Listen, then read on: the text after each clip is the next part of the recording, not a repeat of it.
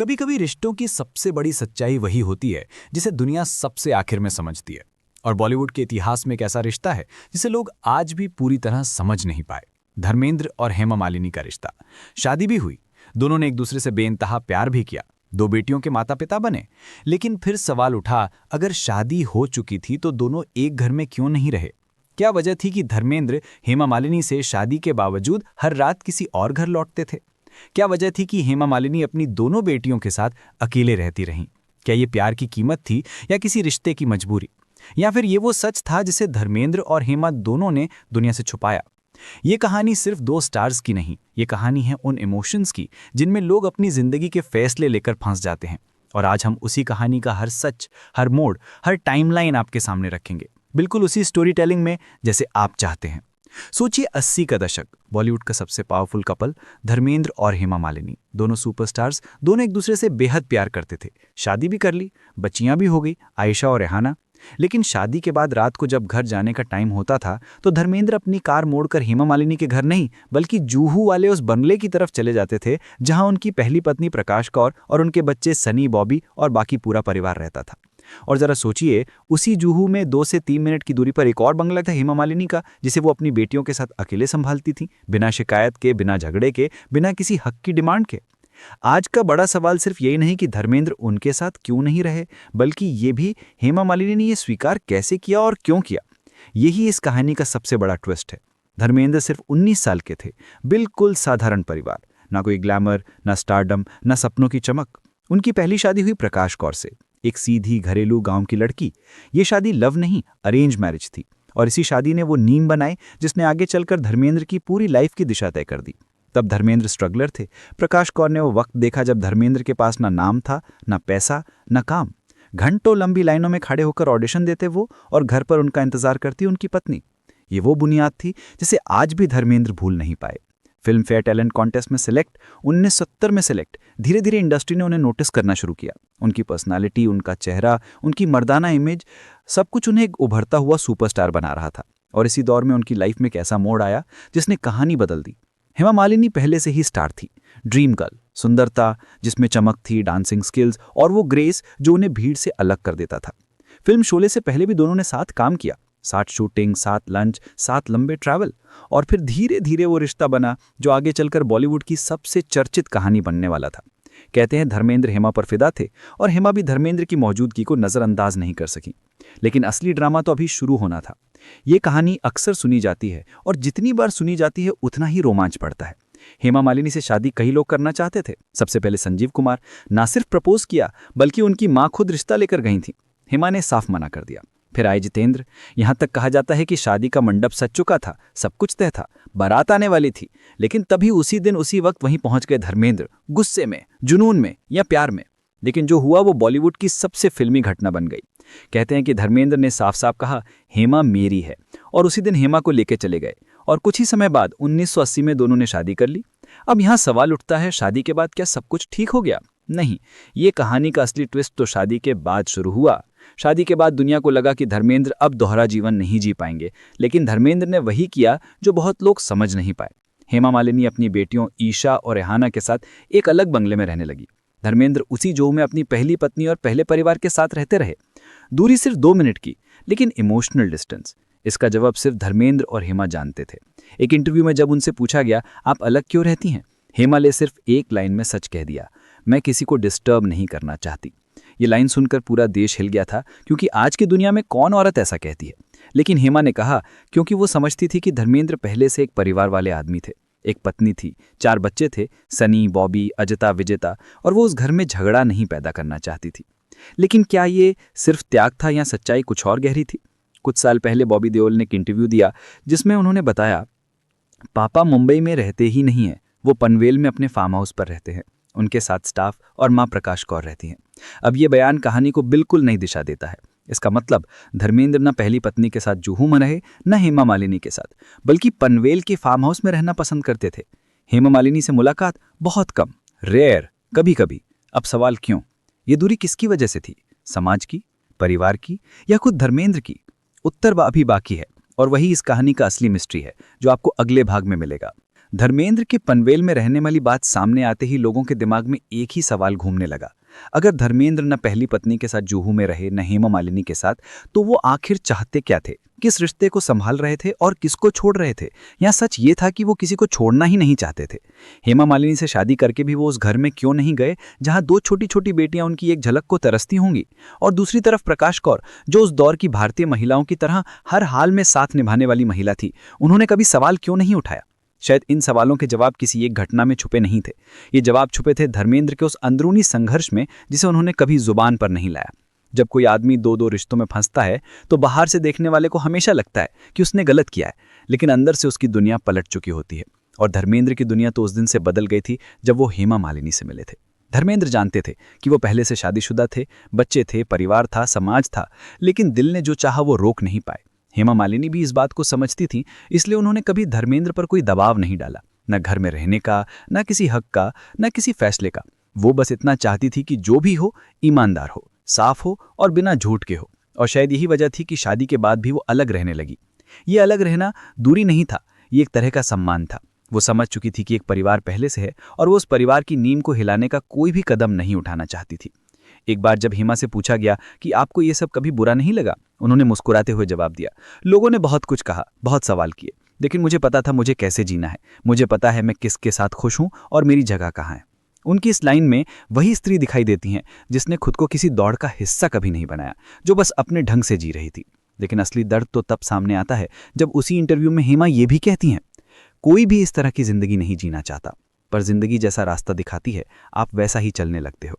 ये लाइन सुनकर लगता है कि प्यार ने जितनी खुशी दी उतनी ही कसक भी, और शायद ये कसक ही उन्हें मजबूत बनाती चली गई। एक तरफ धर्मेंद्र जो पनवेल फार्म हाउस में अपनी पहली पत्नी के साथ रहते रहे, दूसरी तरफ हेमा मालिनी जो अपनी बेटियों को अकेले पाल रही थी। समाज की निगाहें, मीडिया के सवाल, लोग जो पीठ पीछे बातें करते थे, ये सब रोज होता था। लेकिन हेमा ने शिकवा नहीं किया, क्योंकि वो जानती थी कि जो भी है सच्चा है। उन्होंने कभी रिश्ते को दिखावा नहीं बनाया। पर क्या धर्मेंद्र ने भी ऐसा ही महसूस किया? इस सवाल का जवाब तब मिला जब कुछ साल पहले धर्मेंद्र ने खुद कहा था, हेमा को मैंने कभी अकेला नहीं छोड़ा, बस दूरी रखी, लेकिन जिम्मेदारी कभी नहीं छोड़ी। ये बात शायद पहली बार थी जब धर्मेंद्र ने खुलकर अपने दो रिश्तों की मजबूरी स्वीकार की। उनकी आवाज में ग्लैमर वाला हीरो नहीं, एक आम आदमी सुनाई दे रहा था, जो अपनी जिंदगी की सच्चाइयों में उलझा हुआ था। लेकिन यहाँ कहानी में एक और मोड़ आता है जो इस रिश्ते को और भी दिलचस्प बनाता है। वो ये कि धर्मेंद्र और हेमा मालिनी के घरों की दूरी सिर्फ कुछ मिनट थी, लेकिन उनके रिश्ते की दूरी कभी भी महसूस नहीं हुई। धर्मेंद्र अक्सर रात के समय या बिना शोर किए अपनी बेटियों से मिलने जाया करते थे। कोई मीडिया नहीं, कोई कैमरा नहीं, कोई दिखावा नहीं, बस एक पिता और उसकी बच्चियां। ईशा देओल ने खुद एक बार कहा था कि पापा हमेशा हमारे लिए मौजूद थे, कभी हमें ऐसा महसूस नहीं हुआ कि हम अकेले हैं। ये लाइन बहुत कुछ साफ कर देती है। वो कहते हैं ना, पब्लिक जिसे अलग रहना समझती है, शायद यही प्यार की सच्ची सूरत थी, जिसमें किसी को किसी से कुछ छीना नहीं गया, बस जो जिसका था वो उसका रहने दिया गया। वो शायद उनके लिए कभी दूरी थी ही नहीं, वो बस दुनिया से दूर, कैमरों से दूर, बिना हंगामे के एक अलग रास्ता था जो सिर्फ उनकी फैमिली जानती थी। लेकिन समाज कभी भी चीज़ों को इतना सरल नहीं मानता। लोग हेमा मालिनी को होम ब्रेकर कहकर बुलाने लगे, उन पर उंगलियां उठने लगीं। कहा गया कि उन्होंने एक शादीशुदा आदमी का घर तोड़ दिया। लेकिन असल में उस घर की असलियत क्या थी, ये दुनिया नहीं जानती थी। हेमा ने इन आरोपों को कभी भावुक होकर जवाब नहीं दिया। बस एक बार उन्होंने कहा, अगर मैं किसी को तोड़ना चाहती तो मैं पहले दिन ही सब कुछ मांग लेती, पर मैंने कभी मांगा ही नहीं। इस लाइन ने पूरे मामले का नजरिया बदल दिया, क्योंकि सच यही था कि अगर हेमा चाहती तो वो धर्मेंद्र को अपने साथ रहने का फैसला करने पर मजबूर कर सकती थी। उनके पास पावर थी, नाम था, प्रतिष्ठा थी, लेकिन उन्होंने ये अधिकार कभी इस्तेमाल ही नहीं किया। यही उनका प्यार था और यही उनकी कमजोरी थी। धर्मेंद्र के पनवेल में रहने की कहानी में एक और सच छिपा है। वो ये कि धर्मेंद्र को हमेशा फैमिली मैन माना गया। उन्हें अपने बच्चों से बहुत प्यार था, चाहे वो सनी बॉबी हो या ईशा आहाना। वो अपनी दो दुनियाओं को एक दूसरे से टकराने नहीं देना चाहते थे, इसलिए उन्होंने खुद को एक ऐसी जगह रखा जहां से वो दोनों और बराबरी से जा सकें। ये एक आसान फैसला नहीं था, लेकिन शायद धर्मेंद्र अपनी जिम्मेदारियों और अपने दिल दोनों को साथ लेकर चलने की कोशिश कर रहे थे। और यही वो चीज़ है जो इस कहानी को एक साधारण बॉलीवुड लव स्टोरी से अलग बनाती है। यहाँ सिर्फ प्यार नहीं था, यहाँ रिश्तों का बोझ भी था, समाज का डर भी था, परिवार की मर्यादा भी थी और उन बेटियों का भविष्य भी जिन्होंने अपने अपने घरों में बड़े होकर वही नाम पाया, धर्मेंद्र। इस कहानी में जो बात सबसे ज़्यादा इमोशनल बनाती है वो है हेमा मालिनी का वर्तमान। आज भी जब उनसे पूछा जाता है कि क्या उन्हें अकेलापन लगता है, तो वे मुस्कुराकर कहती हैं, मेरी बेटियां हैं, मेरा काम है, मैं खुश हूं। लेकिन उस मुस्कान के पीछे जो एहसास है उसे वही समझ सकता है जिसने किसी को प्यार तो किया हो पर उसे पूरा पा ना सका हो। धर्मेंद्र आज उम्र के आखिरी पड़ाव में हैं, पनवेल में रहते हैं। पुराने दोस्त, पुरानी यादें, पुराना परिवार, यही उनकी दुनिया है। हेमा मालिनी अपनी पॉलिटिकल लाइफ, डांस, बेटियों और अपने शांत जीवन में व्यस्त हैं, लेकिन उनके दिल का कोना आज भी उस आदमी के नाम है जिसने उन्हें दुनिया से ऊपर रखा पर अपने साथ रखने की हिम्मत नहीं कर पाया। शायद ये रिश्ता अधूरा था, शायद पूरा भी था, और शायद यही अधूरापन इसे खूबसूरत बनाता है, क्योंकि हर कहानी में एंडिंग नहीं होती। कुछ कहानियां बस चलती रहती हैं, जैसे धर्मेंद्र और हेमा की चली सालों से, दूरी में भी, पास रहने की कोशिश में भी, और दुनिया की तमाम गलत फहमियों के बीच भी। अब सवाल सिर्फ एक बचता है, क्या ये रिश्ता मजबूरी था या ये प्यार की वो कीमत थी जो दोनों ने अपने तरीके से चुकाई? शायद इसका जवाब सिर्फ वही दो लोग दे सकते हैं, लेकिन हम इतना ज़रूर कह सकते हैं कि यह रिश्ता अनोखा था, जटिल था और सच्चा था। धर्मेंद्र और हेमा मालिनी की कहानी जितनी बाहर से चमकदार दिखती है उतनी ही अंदर से उलझी हुई भी थी, और शायद यही वजह है कि सालों बाद भी इस रिश्ते को लेकर लोगों के मन में सवाल कम नहीं हुए बल्कि और बढ़ते चले गए। हर कोई जानना चाहता था, क्या धर्मेंद्र ने दो घरों को बैलेंस किया या दोनों घरों ने खुद को एक दूसरे से दूर रखकर समझौता किया? इन सवालों का जवाब धीरे धीरे समय ने खुद दिया। इंटरव्यूज ने दिया, बच्चों ने दिया, और उन छोटे छोटे पलों ने भी जो दिखते नहीं थे लेकिन महसूस किए जा सकते थे। धर्मेंद्र की लाइफ के सबसे बड़े सच्चों में से एक था उनका मिसिंग प्रेजेंस। वो एक ऐसे इंसान थे जो सबके थे लेकिन पूरी तरह किसी एक के नहीं थे। उनके बच्चे कहते रहे कि पापा हमसे दूर नहीं थे, हेमा कहती रही कि धर्मजी ने अपनी जिम्मेदारी कभी नहीं छोड़ी, और प्रकाश कौर के पास इसके उलट कुछ बोलने के लिए कभी आवाज़ नहीं थी। वो एक ऐसी महिला थीं जिन्होंने अपना पूरा जीवन धर्मेंद्र के फैसलों पर भरोसा करके गुजारा। उन्होंने कभी कैमरे के सामने आकर कुछ नहीं कहा। उन्होंने ना शिकायत की, ना आरोप लगाए, ना अपनी तकलीफ दुनिया के सामने रखी। शायद ये हमारी संस्कृति का सबसे बड़ा सच है, औरतें अपने दर्द को खुद तक ही रख लेती हैं। और यही बात हेमा और प्रकाश दोनों में समान थी। एक के पास स्टारडम था, दूसरी के पास परिवार, लेकिन दोनों के पास एक ही चीज़ थी, खामोशी। धर्मेंद्र के पनवेल वाले फार्म हाउस में एक बात और भी दिलचस्प थी, ये जगह उनकी एस्केप थी। यहाँ वे फिल्मों के दौरान भी आते थे, यहाँ लिखते थे, सोचते थे, खुलकर जीते थे। ये वो जगह थी जहाँ से वो अपनी दोनों दुनियाओं को दूर से देखते थे, लेकिन किसी भी एक को दूसरे पर हावी नहीं होने देते थे। शायद ये उनकी सबसे बड़ी कोशिश थी कि किसी एक रिश्ते की वजह से दूसरा रिश्ता बिखरे नहीं। लेकिन इस कोशिश में सबसे ज़्यादा कोई थका तो वो खुद थे, और ये बात उन लोगों ने महसूस की जो धर्मेंद्र के असली स्वभाव को जानते थे। उनके कोस्टार्स कहते हैं कि धर्मेंद्र अपने अंदर के इंसान को अक्सर छुपा लेते थे। वो बाहर से मजबूत, हंसमुख और बेफिक्र दिखते थे, लेकिन अंदर से भावुक, जिम्मेदार और रिश्तों में बंधे हुए आदमी थे। और शायद यही कारण था कि उन्होंने कभी साफ साफ ये फैसला नहीं किया कि वो किसके साथ रहेंगे। वो दोनों को चाहते थे, लेकिन दोनों को पूरे तरीके से पा नहीं सके। हेमा मालिनी का अकेले रहना लोगों को बहुत चुभता था। मीडिया बार बार उनसे यही सवाल पूछता था, आप अकेले क्यों रहती हैं? क्या ये आपका फैसला था? क्या धर्मेंद्र ने आपको अनदेखा किया? हर बार हेमा मुस्कुराती और वही जवाब देती, मैं किसी को डिस्टर्ब नहीं करना चाहती। लेकिन इस एक लाइन में कितनी सारी बातें छुपी थीं, ये दुनिया कभी समझ ही नहीं पाई। एक तरफ वो उम्र के उस पड़ाव में थी जब इंसान चाहता है कि उसका पार्टनर उसके साथ रहे, उसके पास रहे, लेकिन उन्होंने ये चाहत दबा दी, और यही चीज़ उनके व्यक्तित्व की ताकत दिखाती है। लोगों को ये भी लगता था कि दो बेटियां होने के बाद शायद हालात बदलेंगे, धर्मेंद्र ज़्यादा समय हेमा के साथ बिताएंगे, लेकिन ऐसा नहीं हुआ। वैसे वो आते थे बेटियों के स्कूल इवेंट्स, खास पारिवारिक मौक़ों पर, और जब भी आयशा आहना को पिता की ज़रूरत होती, धर्मेंद्र उनके साथ होते थे। ये कोई फिल्मी किस्म का गायब पिता वाला सीन नहीं था, वो एक जिम्मेदार पिता थे। लेकिन फिर वही बात, पूरा समय दे पाना उनके लिए कभी मुमकिन ही नहीं था। और इस बीच समाज एक अलग ही कहानी लिख रहा था। लोग हेमा को जिम्मेदार ठहराते, उन्हें घर तोड़ने वाली कहते और प्रकाश कौर को पीड़ित पत्नी मानते। लेकिन असल सच्चाई क्या थी, ये बता पाना शायद सिर्फ इन तीनों के लिए ही संभव था। धर्मेंद्र, प्रकाश और हेमा तीनों के दिलों में सच्चाई थी, लेकिन तीनों ने कभी उसे दुनिया के सामने नहीं रखा। और शायद यही वजह है कि ये कहानी आज भी रहस्य है, एक ऐसा रहस्य जो सीधा है भी और उलझा हुआ भी। साल बीतते गए, धर्मेंद्र बूढ़े होते गए, हेमा मालिनी अपनी बेटियों की शादी, करियर, पॉलिटिक्स में डूबती गई, और जिस मुंबई में 4 दशक पहले धर्मेंद्र हेमा की लव स्टोरी सबसे बड़ी खबर थी, उसी मुंबई में धीरे धीरे लोग ये बात स्वीकार करने लगे कि ये रिश्ता अपनी तरह से सही था। ये दुनिया की नज़रों में चाहे अजीब था, लेकिन इसकी अपनी एक इज्जत थी, अपनी गरिमा थी।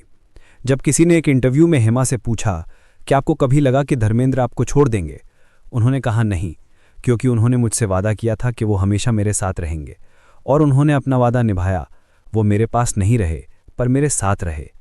इस लाइन में एक ऐसी गहराई छुपी है जिसे सिर्फ वही समझ सकता है जो प्यार को तरीके से नहीं, एहसास से मापता है। आज धर्मेंद्र पनवेल में है, पहली पत्नी साथ है, उनका बड़ा परिवार साथ है। वहीं हेमा मालिनी मथुरा और मुंबई के बीच व्यस्त है। बेटियां खुश है, सबकी जिंदगियां अपनी अपनी तरह से संतुलित हैं। लेकिन क्या यह संतुलन संघर्ष के बिना आया? बिल्कुल नहीं। इसमें त्याग भी था, दर्द भी था, गलतफहमियां भी थीं, और सबसे ज्यादा दिल का बोझ था। और जब आप इन सब बातों को जोड़कर देखते हैं तो समझ आता है कि रिश्ता टूटना नहीं था, बस ये रिश्ता एक ही छत के नीचे नहीं रह सकता था। ये रिश्ता उन रिश्तों में से था जो दिखते कम हैं, महसूस ज़्यादा होते हैं, जो समाज की भाषा में गलत लग सकते हैं, लेकिन दिल की भाषा में पूरी तरह सही होते हैं। अब सवाल यही है, क्या धर्मेंद्र और हेमा एक दूसरे की लाइफ में खुश थे? शायद हाँ, क्योंकि दोनों ने वही पाया जो उन्हें चाहिए था। वो नहीं पाया जिसे पाने की चाह हर इंसान रखता है, लेकिन उन्होंने शिकायत भी नहीं की। शायद ये रिश्ता किसी फिल्म की तरह परफेक्ट नहीं था, लेकिन इंसानी जिंदगी की तरह बिल्कुल असली था। जब जिंदगी इतनी लंबी हो जाए कि इंसान खुद भी अपने फैसलों को वापस जाकर समझ नहीं पाए, तब रिश्तों की सच्चाई सिर्फ एक चीज पर टिकती है, कौन किसके लिए क्या महसूस करता है। धर्मेंद्र और हेमा की कहानी भी आखिर में इसी एक लाइन पर आकर ठहर जाती है। धर्मेंद्र ने 2 परिवारों को साथ लेकर चलने की कोशिश की, लेकिन दुनिया कभी यह समझ नहीं पाई कि वो कोशिश कैसी थी। बाहर से लोग कहते रहे कि धर्मेंद्र हेमा को अकेला छोड़ गए, लेकिन सच ये था कि उन्होंने कभी उनका साथ छोड़ा ही नहीं। उन्होंने बस उनकी जिंदगी में मौजूद रहने का अपना तरीका चुना था, जो दुनिया को शायद गलत लगता था, लेकिन हेमा ने उस तरीके को स्वीकार कर लिया था। और हेमा, उन्होंने किसी से शिकायत नहीं की, ना पब्लिक में ना प्राइवेट में। उन्होंने अपने हिस्से का दर्द खुद में समेट लिया, क्योंकि उन्हें पता था कि उनके पास जो है वही उनकी पूरी दुनिया है। उनकी 2 बेटियां, उनका काम, उनका नाम, और वो आदमी जिसे वो दिल से चाहती थीं, चाहे वो हर रात उनके साथ वाली छत के नीचे ना सोता हो। आज जब ये रिश्ता अतीत बन चुका है, लोग अब भी सवाल पूछते हैं, हेमा मालिनी अकेली क्यों रहीं, धर्मेंद्र उनके साथ क्यों नहीं रहे? लेकिन शायद इस कहानी का जवाब रिश्तों की दुनिया में सबसे गहरा है। कभी कभी कोई रिश्ता पूरा होते हुए भी अधूरा रहता है, और अधूरा होते हुए भी पूरी जिंदगी साथ चलता है। धर्मेंद्र ने अपना परिवार नहीं छोड़ा, हेमा ने अपना प्यार नहीं छोड़ा, और दोनों ने एक दूसरे को कभी भी दिल से दूर नहीं किया। अब जब उम्र का आखिरी हिस्सा चल रहा है, दोनों अपनी अपनी दुनिया में शांत हैं, स्थिर हैं। जो मिल गया वो काफ़ी था, और जो नहीं मिला उसे किस्मत का नाम दे दिया गया।